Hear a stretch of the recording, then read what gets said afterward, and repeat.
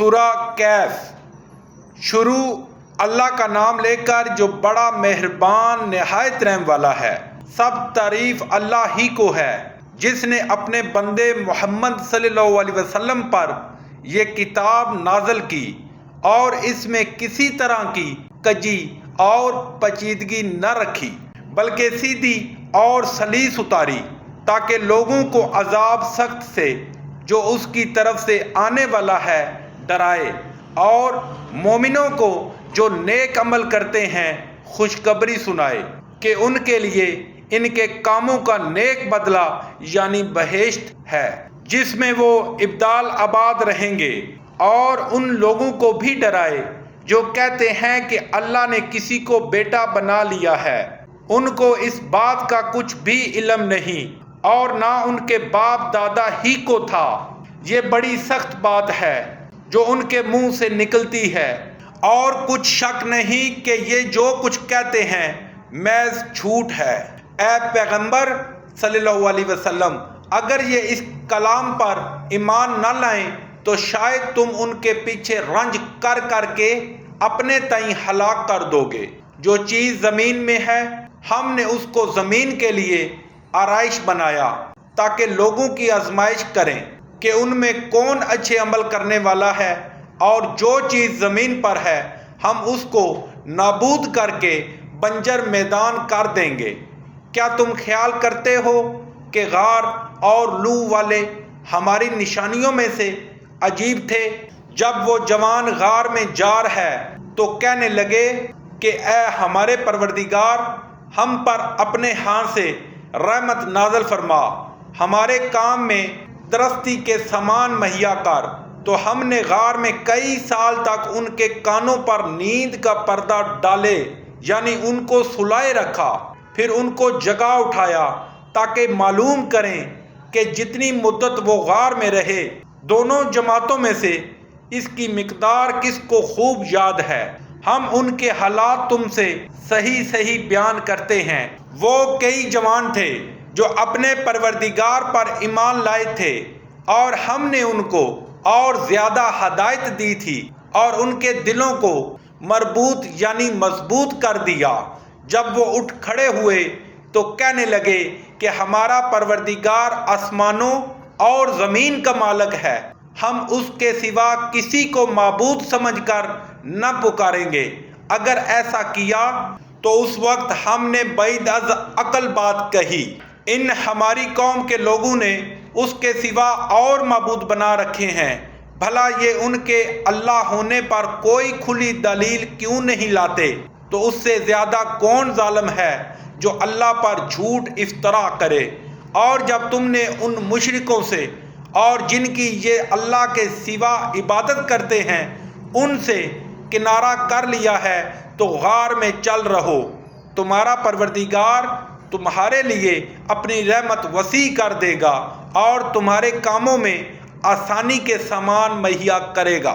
اور جب سورج نکلے تو تم دیکھو کہ دھوپ ان کے غار سے دائنی طرف سمٹ جائے، اور جب غروب ہو تو ان سے بائیں طرف کترا جائے، اور وہ اس کے میدان میں تھے۔ یہ اللہ کی نشانیوں میں سے ہیں۔ جس کو اللہ ہدایت دے وہ ہدایت یاب ہے، اور جس کو گمراہ کرے تو تم اس کے لیے کوئی دوست راہ بتانے والا نہ پاؤ گے۔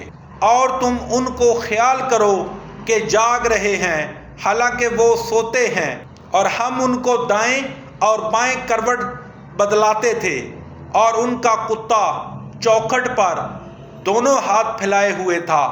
اگر تم ان کو جھانک کر دیکھتے تو پیٹھ پھیر کر بھاگ جاتے اور ان سے دہشت میں آ جاتے۔ اور اسی طرح ہم نے ان کو اٹھایا تاکہ آپس میں ایک دوسرے سے دریافت کریں۔ ایک کہنے والے نے کہا کہ تم یہاں کتنی مدت رہے؟ انہوں نے کہا کہ ایک دن یا اس سے بھی کم۔ انہوں نے کہا کہ جتنی مدت تم رہے ہو تمہارا پروردگار ہی اس کو خوب جانتا ہے، تو اپنے میں سے کسی کو 1 روپیہ دے کر شہر کو بھیجو، وہ دیکھے کہ نفیس کھانا کون سا ہے تو اس میں سے کھانا لے آئے، اور آہستہ آہستہ آئے جائے، اور تمہارا حال کسی کو نہ بتائے۔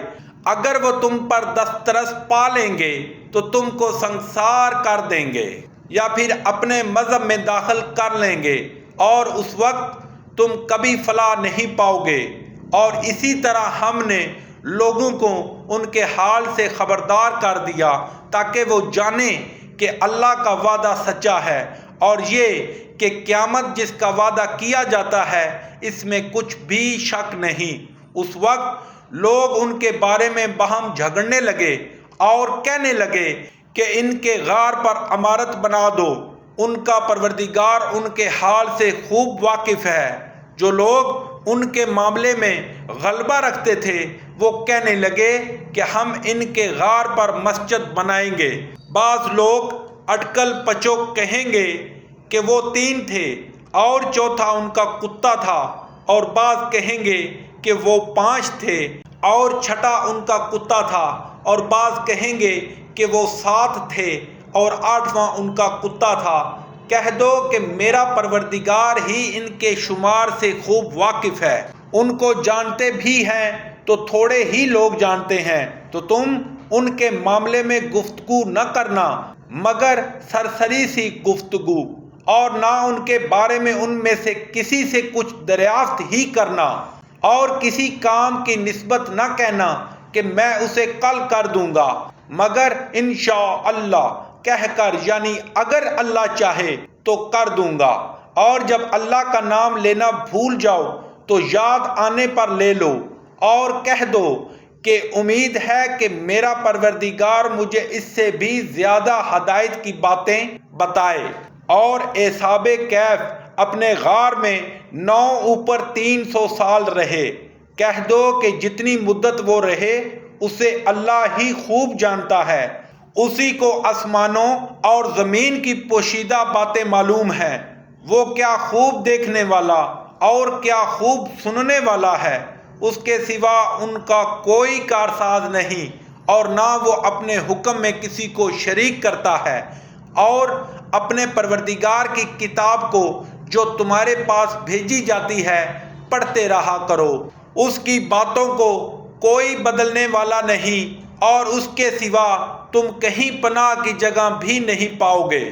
اور جو لوگ صبح و شام اپنے پروردگار کو پکارتے اور اس کی خوشنودی کے طالب ہیں ان کے ساتھ صبر کرتے رہو، اور تمہاری نگاہیں ان میں سے گزر کر اور طرف نہ دوڑیں کہ تم آرائش کی زندگانی دنیا کے خواستگار ہو جاؤ۔